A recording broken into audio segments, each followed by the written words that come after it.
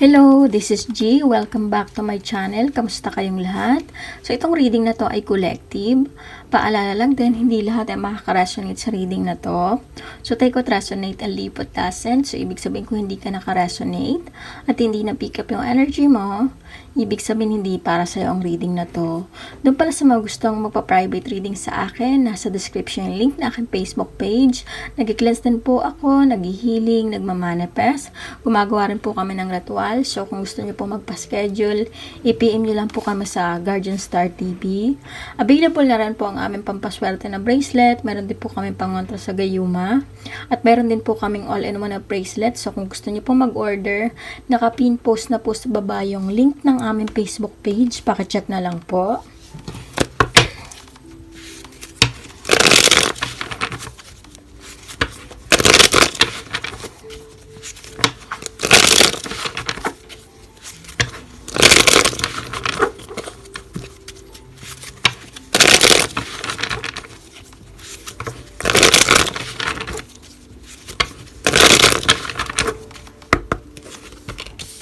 Six of Swords, Knight of Wands, Knight of Cups, the Star, Two of Pentacles.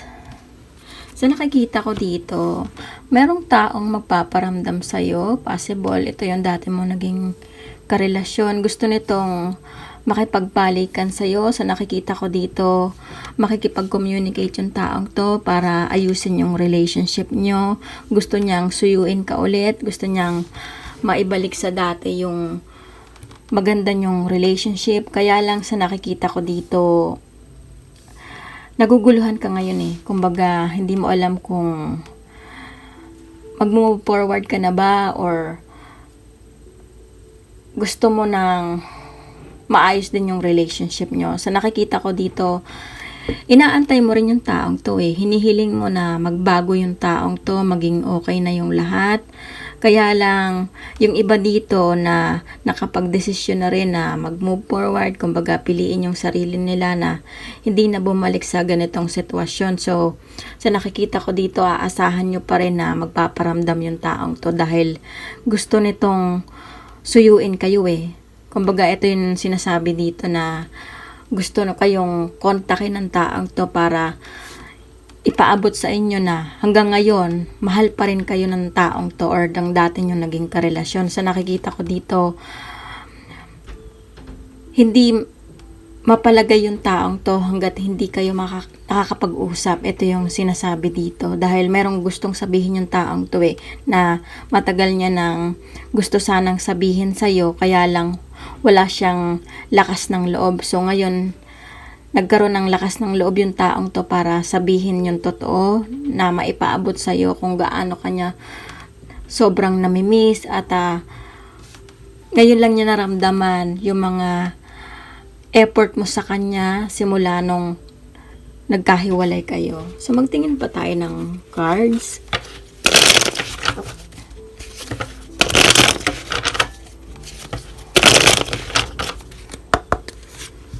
Six of Pentacles. So, nakikita ko dito, posibleng pinagdamutan ka ng taong to. Kumbaga, lahat ng pagmamahal mo or pangangailangan ng taong to, ibinuhos mo dito sa relationship. Kaya lang, hindi ibinalik sa'yo ng taong to eh. Yung pagmamahal na ibinigay mo. Kumbaga, kakarampot lang yung binigay ng taong to. Dahil, posibleng nalagay ka sa isang third party situation or pinagpalit ka sa isang third party. Sa nakikita ko dito, nagmakaawa ka sa taong to. Ilang beses mong inantay, pinagtiyagaan para lang magbago yung taong to or kumbaga pinaasa ka pero walang nangyari. So sa nakikita ko dito, ito yung dahilan kung bakit nagdadalawang isip ka rin kung papasok ka pa ba sa ganitong relasyon or pababalikin yung taong to dahil lahat ng mga pangit nyong memories bumabalik sa'yo. Nararamdaman mo yung sakit ngayon simula nung bumalik yung taong to. Yung iba sa inyo, hindi nyo pa rin napatawad yung taong to eh. Ito yung nakikita ko. Pero yung iba kasi dito, nag-hope pa rin sila na baka this time, magbago na yung taong to. So, magtingin pa tayo ng cards.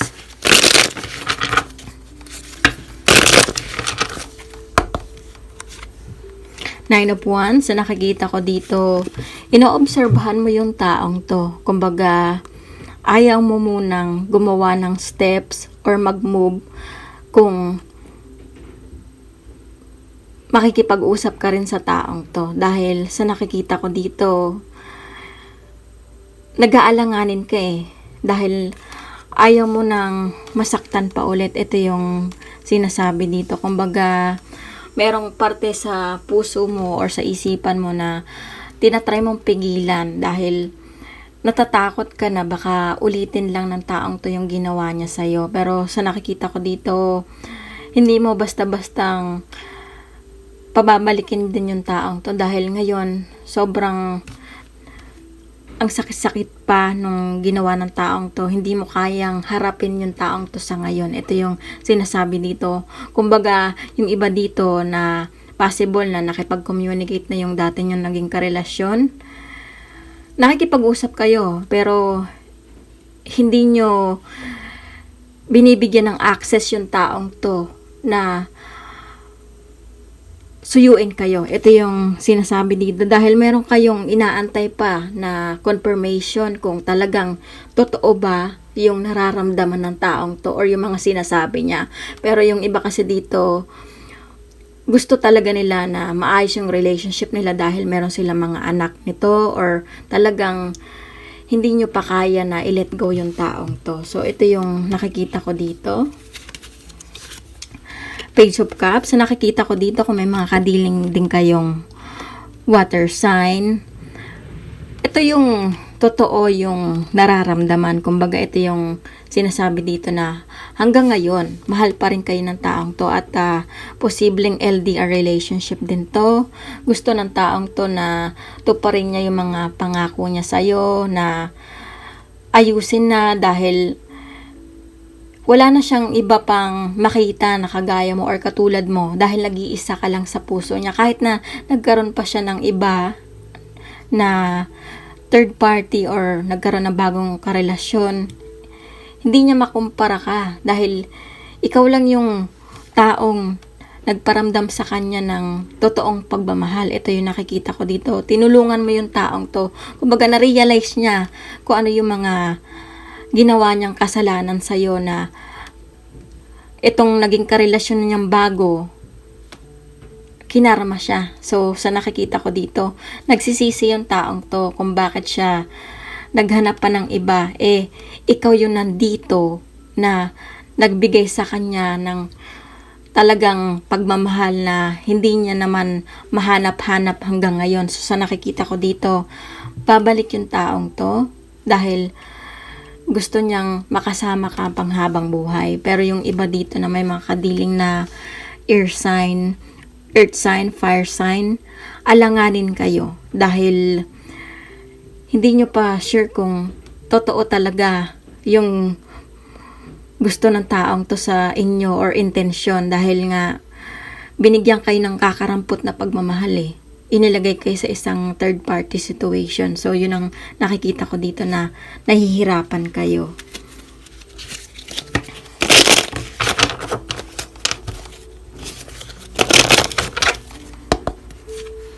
Two of Swords, na nakikita ko dito, kung may makadiling kayong air sign or earth sign, gusto pa rin ng taong to na magsinungaling sa'yo, kontrolin kayo. Kumbaga, paulit-ulit lang yung senaryo dito na gagawin sa inyo na ilalagay lang kayo sa isang third-party situation or paulit-ulit lang na mangangako yung taong to pero hindi pa rin magbabago. Ito yung sinasabi dito na kahit na babalikin nyo sa buhay nyo yung taong to, ganun pa rin ang sitwasyon. Hindi kayo magiging kampante or wala kayong peace of mind sa taong to dahil ilalagay kayo ng taong to sa sitwasyon na malulugmok ulit kayo. So, ito yung sinasabi dito na kailangan mong obserbahan pa yung taong to dahil kailangan ka lang nito dahil wala na siyang ibang matakbuhan. Pero, ito lang yung nakikita ko dito na water sign na talagang babalik sa inyo dahil nga naramdaman nila yung karma. Kumbaga, natuto na sila sa mga naging kasalanan nila or pinagsisisihan nila yung ginawa nila sa inyo na kasalanan. So, magtingin tayo ng final message.